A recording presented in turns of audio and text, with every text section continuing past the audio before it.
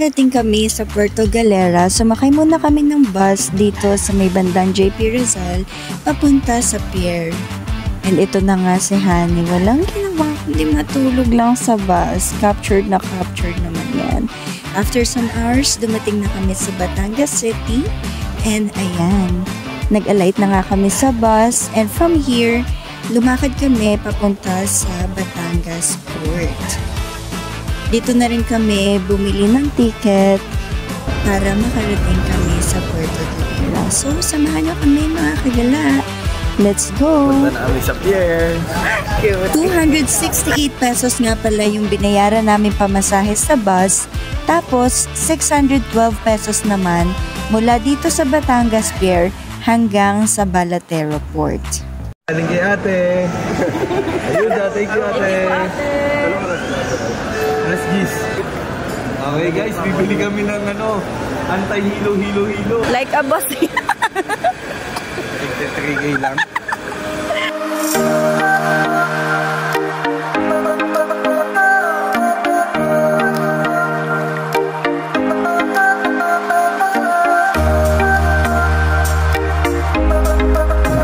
Uy, dito pa lang nahihilong na kayo.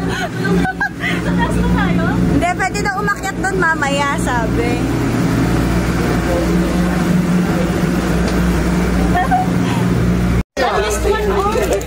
Nahihilo na po si Chow.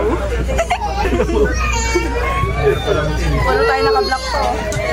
Nag-usap-usap? Lentos gusto mo? Pag ganyan-ganyan yan, nahihilo.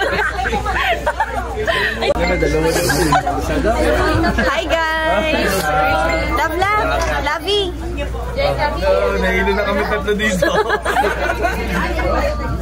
First time nga naming lahat sumakay sa barko. Hindi talaga ako nakatulog. Buti pa sila. Sana all.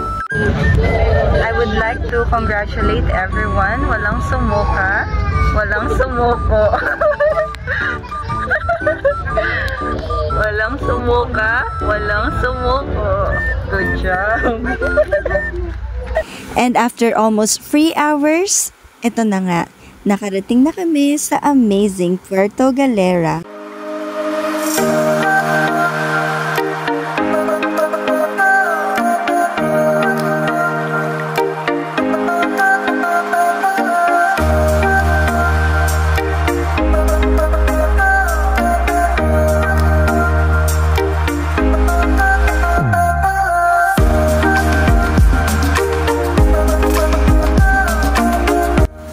Dito nga namin napiling mag-book sa Magsinos Inn. Bukod sa isa sila sa malapit sa beach area, isa din sila sa nag-o-offer ng may malaking rooms, pero malinis at murang accommodation.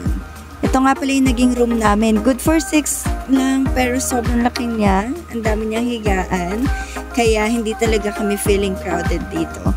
At the same time, malinis din siya and may balcony. Tapos, malakas din yung water dito sa shower room. So, let's go! Puerto Galera! Hello, mga kadalas. Nakapag-charge na kami. And then, pupunta kami sa palengke to buy foods para sa lunch and dinner. Pwede po. Lovey!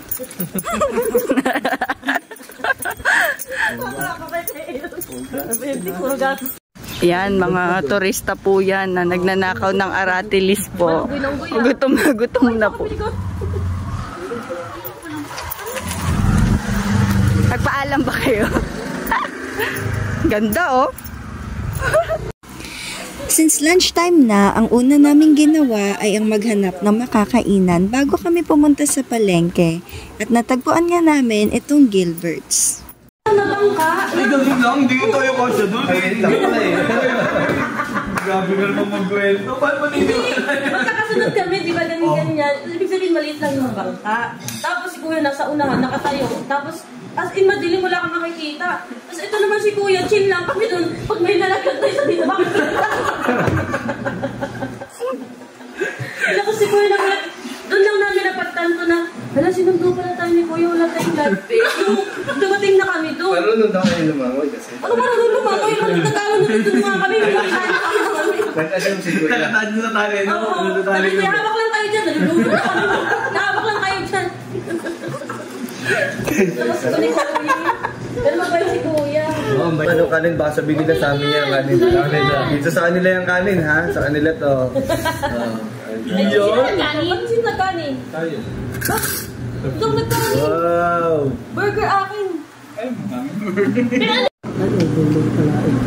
Paganda ako ng kakay. Yun eh. Hanap kami ng palengke. Sabi, 5 minutes lang daw na lalakarin.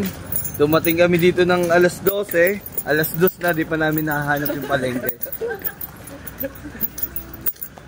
Inaabot alas 2. Nakakita ko ng tinola.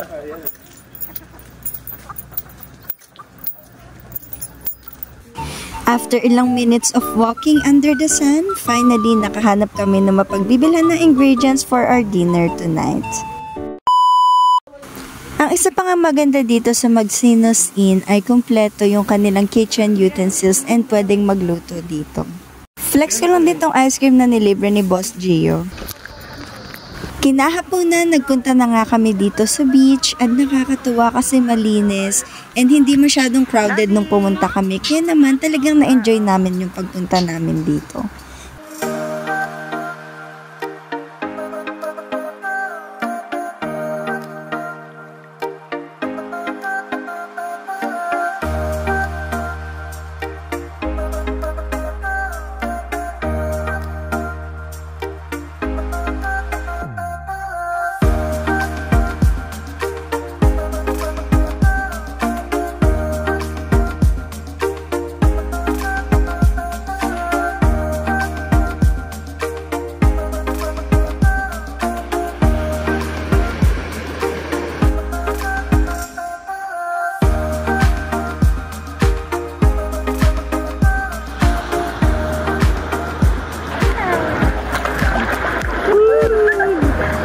Dito naka-play. Naka-play yan.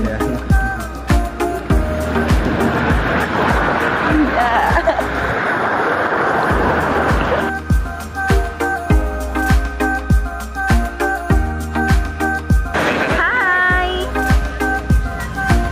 Salve, Gio! Lovey! Lovey!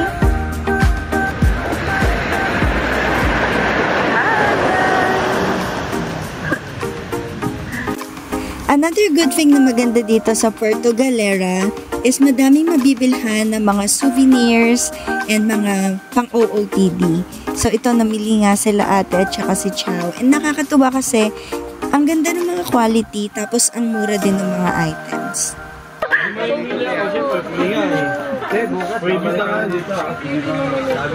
Be, ang ganda niyan.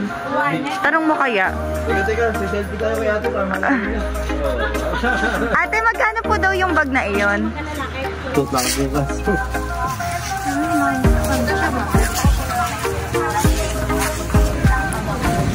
Mas talaga.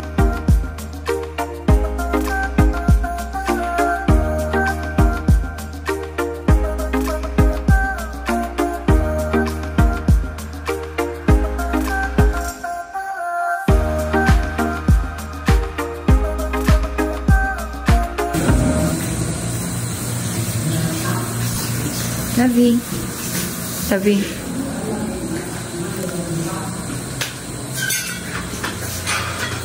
Busy ang ating chef.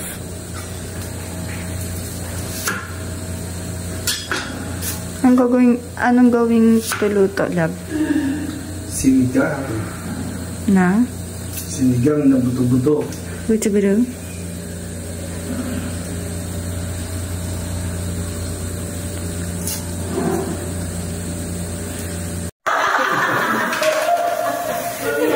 Ito po ang mga house husband. Makabot tayo nyo talaga.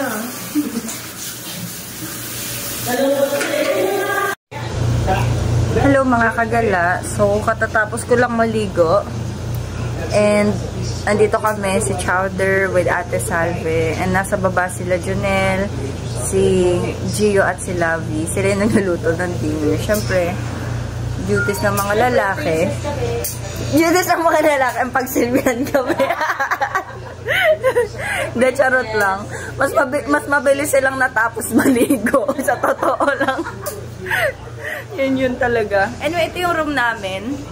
Sobrang lawak niya. Para sa 6 na tao. Ayun, so nakapagluto na nga pala sila. Thank you, honey. Amoy na amoy yung sinigang.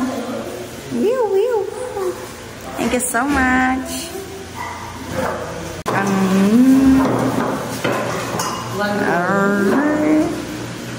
Thank you, Nanay. Ano ba nagawin mo lang sa restaurant? Hello, Chow.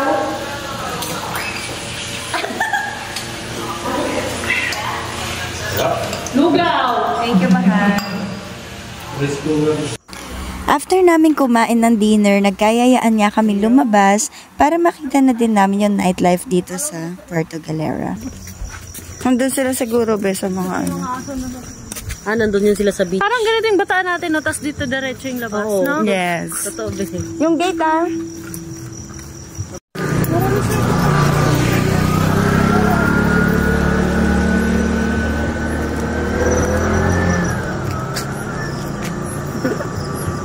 Wave to Earth.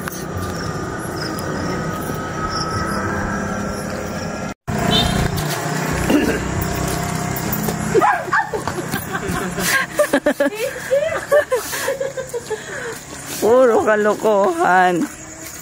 Mahina ako doon mga 1 minute.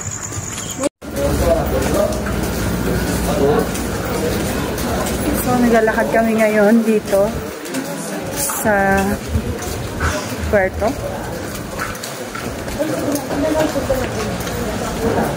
Dito, di ba, pas magaganon tayo?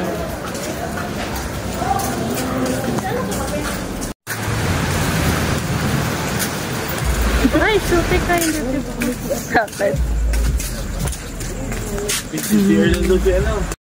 Nakakatuwa nga kasi buhay na buhay yung nightlife nila dito. Tapos, may iba't ibang bars na nag-offer ng iba't ibang vibes. Merong mga pang disco, meron pang acoustic. Tapos, pwede ka rin tumambay lang dun sa harap ng beach just to feel it.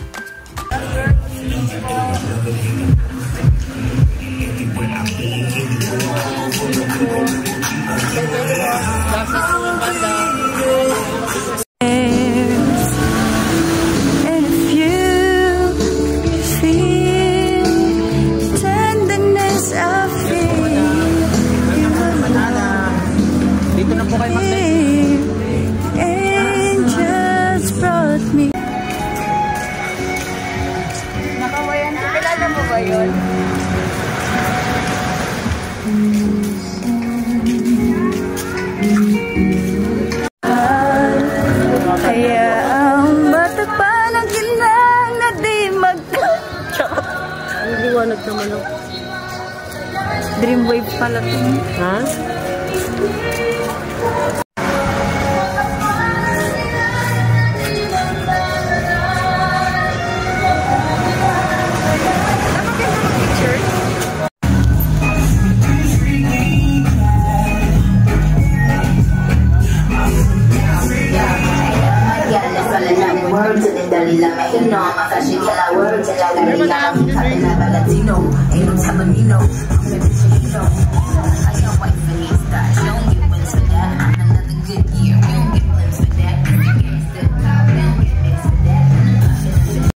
Since first night namin and may nakaset kaming itinerary for tomorrow, hindi kami nag-opt-in sa mga bars.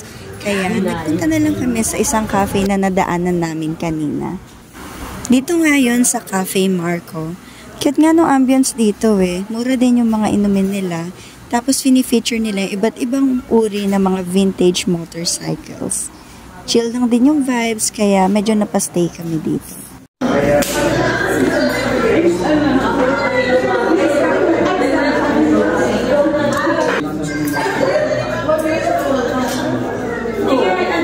Nakakapagod pero fulfilling yung araw na to kasi nakarating kami sa Puerto Galera. We ended our day na din dito sa Cafe Marco, then after, we went back na sa Magsinos. See you tomorrow para sa part 2 ng aming Puerto Galera trip. Good night, Kagala!